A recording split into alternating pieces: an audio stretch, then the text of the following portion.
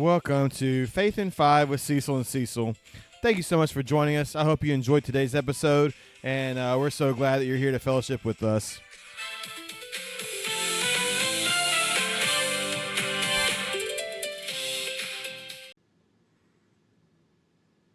Welcome to Faith in Five with Cecil and Cecil.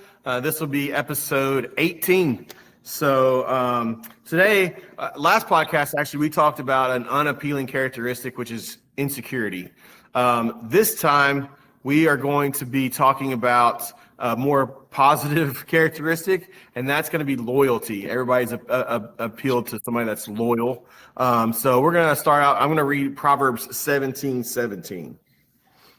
It says, "A friend loves at all times, and a brother is born for adversity."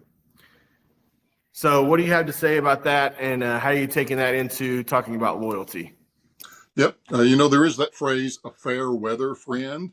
So someone can be a friend when things are going well, but only in fair weather. If things get stormy, where's that friend?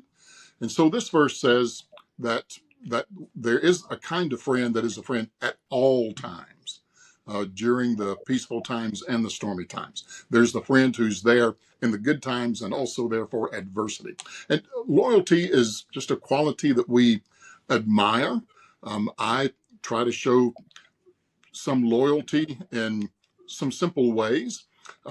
I've had the same love and fandom for the New Orleans Saints since I was in the 5th grade. They've been my favorite team. And for years and years and years and years, the Saints were just not any good. People might remember the Aints and the paper bags. And Archie Manning was there a long time ago. We loved him, but he never had a season better than 8-8.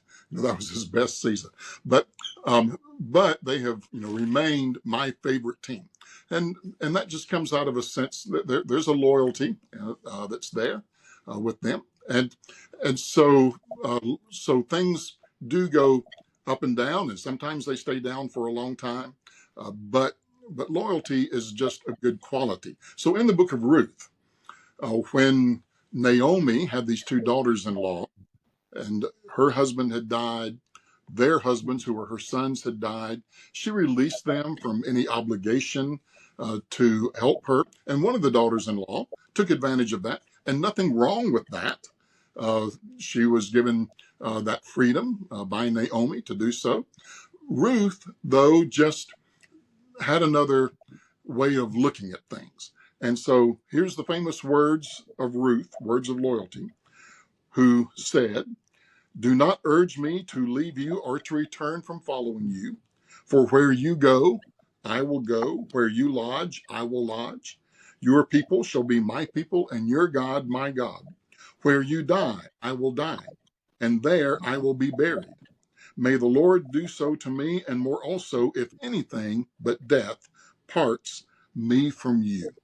And by the way, what happened in chapter 2 in the book of Ruth was Boaz, who eventually became the redeemer for Ruth and for Naomi, and the savior of good things in life, mentioned that the thing that first attracted him to Ruth was he heard about her loyalty to Naomi. It's just an appealing quality.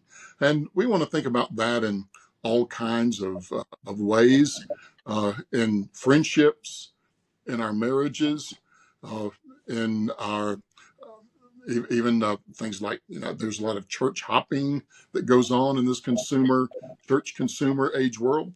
So we want to be a people who have some sense of loyalty, and what that means, just to stick to a situation, to a person, during times that are good or ill.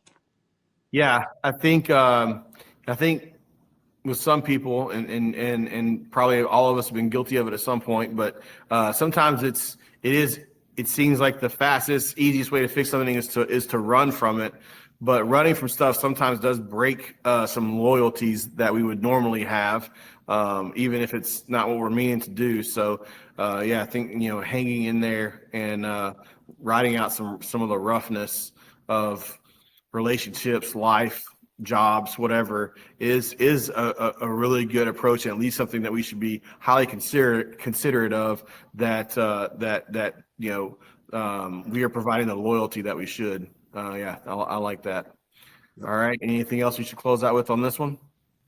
I would just say that God is loyal to us. I will not leave you or forsake you. So we can count on his loyalty and see that that is a quality we appreciate in him, and then can show in the relationships that we have in this world. It's a great ending. That'll be a short. We'll cut that into a short and post that on YouTube as well. All right. Thanks, everybody, for joining Faith in 5, and we'll see you on the next one.